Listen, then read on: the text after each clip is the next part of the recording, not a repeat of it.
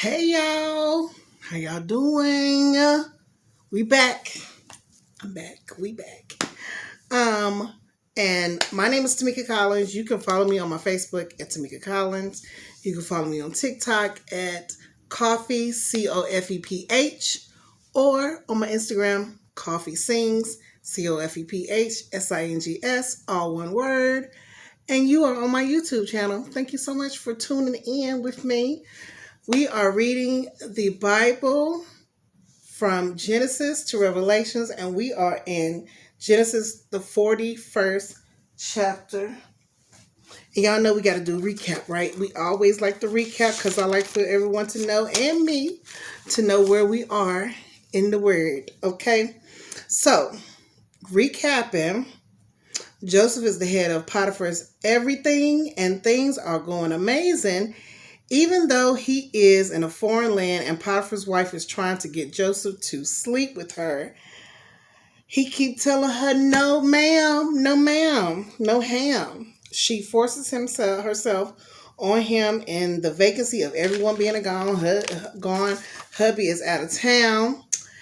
And as he's trying to escape from her, his clothes tear, and she keeps him and screams rape. And Potiphar hears about this, and he's furious, and he throws him in jail. And there, even Joseph finds favor also, because the Lord is with him. And two of Pharaoh's team leaders, who is the cupbearer, and the chief baker, and I read also that they are two very important people because cupbearer drinks and tests the drink before Pharaoh gets it, because just in case it's poison and he died first before the Pharaoh does, because the Pharaoh is like the president, of that country or that part. And then the chief baker who fixes all the food. So you don't want your food to be messed with either. Okay. So while Joseph is there, the cupbearer and the chief baker, they have a dream. The cupbearer says, hey, if I tell you about my dream, because Joseph tells him that, God reveals all things. So they tell him about their dream. The cupbearer's dream is good. The chief baker's dream is not good, and they both come to pass. The cupbearer, in 3 days, he's restored back to to Pharaoh's, back to his elite leadership, being the cupbearer. And the 3 days, the chief baker dies. Okay, he is killed.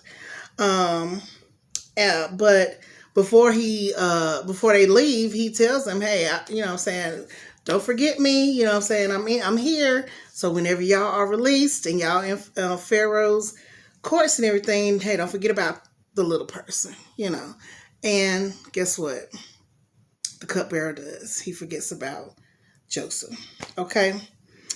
So we in chapter 41. So let's read, because it reads as such. 2 full years later, Pharaoh dreamed that he was standing in the bank of the Nile River. In his dream, he saw 7 fat, healthy cows come up out of the river and began grazing in the marsh grass.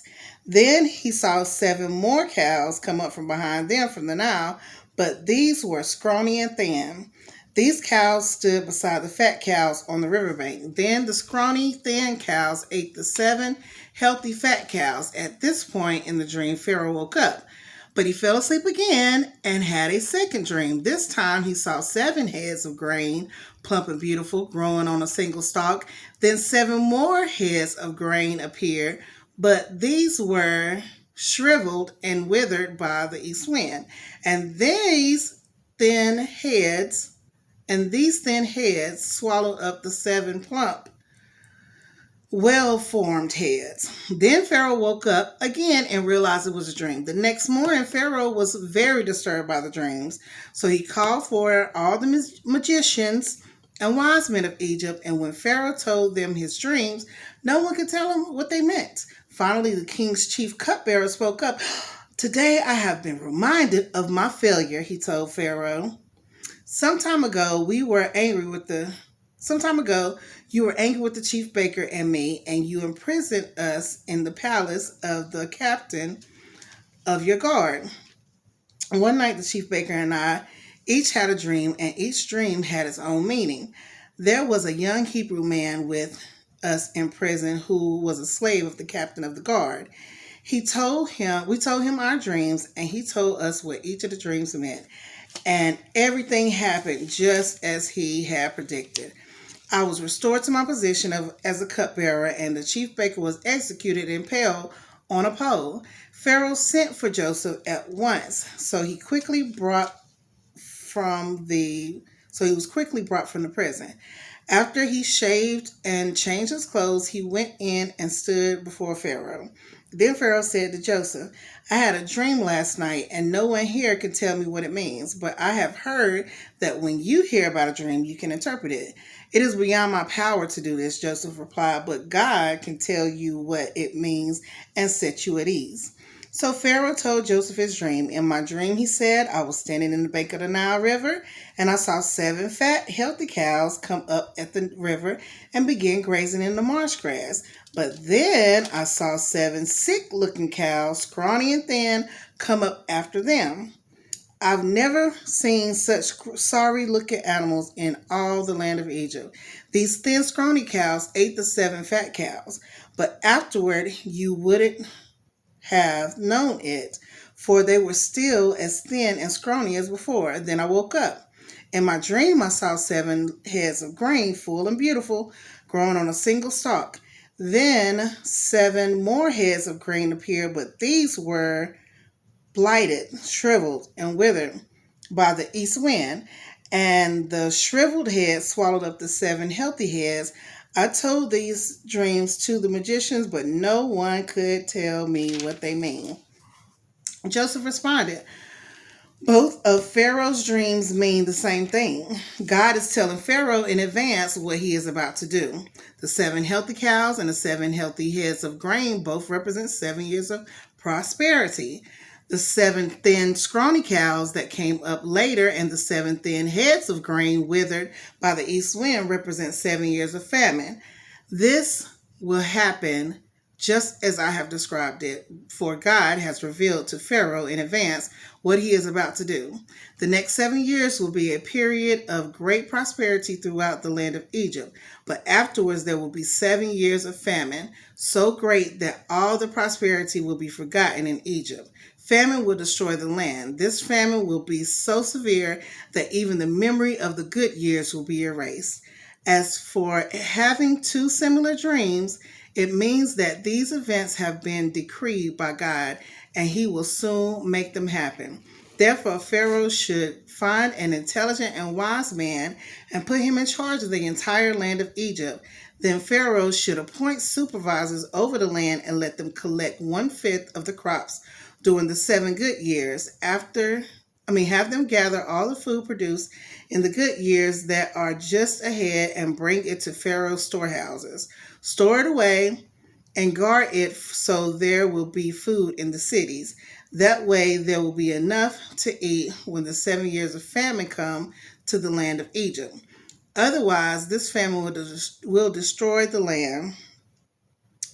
Joseph's suggestions were very well received by Pharaoh and his officials. So Pharaoh asked his officials, can we find anyone else like this man so obviously filled with the Spirit of God? Then Pharaoh said to Joseph, since God has revealed the meaning of the dreams to you, clearly no one else is as intelligent or wise as you are. You will be in charge of my court, and all the people will take orders from you. Only I, sitting on the throne, will have a rank higher than yours. Okay. Pharaoh said to Joseph, I hereby put you in charge of the entire land of Egypt. Then Pharaoh removed his signet ring from his hand and placed it on Joseph's finger. He dressed him in fine linen clothing and hung a gold chain around his neck.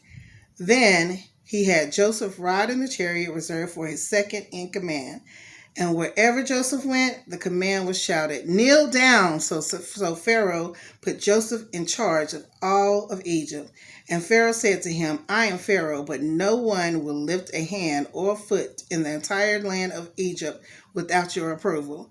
Then Pharaoh gave Joseph a new Egyptian name, Zaphanath-Paneah. He also gave him a wife whose name was Asenath or Asenath.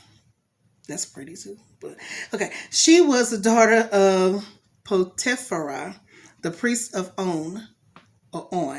So Joseph took charge of the entire land of Egypt. He was 30 years old when he began serving in the court of Pharaoh. 30 years old. Wasn't Jesus 30 years old when he started?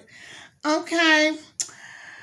Serving in the court of Pharaoh, the king of Egypt. And when Joseph left Pharaoh's presence, he inspected the entire land of Egypt.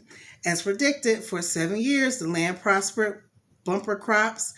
During those years, Joseph gathered all the crops grown in Egypt and stored the grain from the surrounding fields in the cities. He piled up huge amounts of grain in like sand as on the seashore.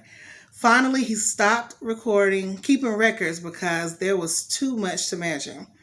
During this time, before the first of the famine, 2 sons were born to Joseph and his wife, Asenath, the daughter of Potipharah, the priest of On. Joseph named his older son Manasseh, for he said, "God has made me forget all my troubles and everyone in my family and everyone in my father's family." Joseph named his second son Ephraim, for he said, "God has made me fruitful in this land of my grief." At last, the 7 years of bumper crops throughout the land of Egypt came to an end. Then the 7 years of famine began, just as Joseph had predicted. The famine also struck all the surrounding countries, but throughout Egypt there was plenty of food. Eventually, however, the famine spread throughout the land of Egypt as well. And when the people cried out to Pharaoh for food, he told them, "Go to Joseph and do whatever he tells you." So, with severe famine everywhere, Joseph opened up the storehouses and distributed grain to the Egyptians, for the famine was severe throughout the land of Egypt, and people from all around came to Egypt to buy grain from Joseph because the famine was severe throughout the world. Pow. That was deep. That just reading that just made me think of COVID all over again. That was a time, wasn't it? That was a time for everybody. It wasn't nobody on earth that was not affected by that. Even if you was in space, you was affected because you might not have got all your little astronaut snacks. So somebody and everybody was affected. You might not even did we even have people in space at then? I don't know. That's a good question though. Anyway, I wish I could go to space and not have to do all that extraness and worry about, my oxygen being gone or, all that good stuff. Just to see all of everything that God has created. Oh my gosh, I cannot wait. Our pastor was telling us, do we ever think about heaven? I think about heaven all the time, and I think about all the questions that I'm going to ask the Lord God when I get there. He going to be tired of Tamika. He going to be like, "Girl, go take a nap, do something." But we don't gotta sleep, Jesus. Why I need to take a nap? Anyway, I'm gonna find a snack or something to do with myself.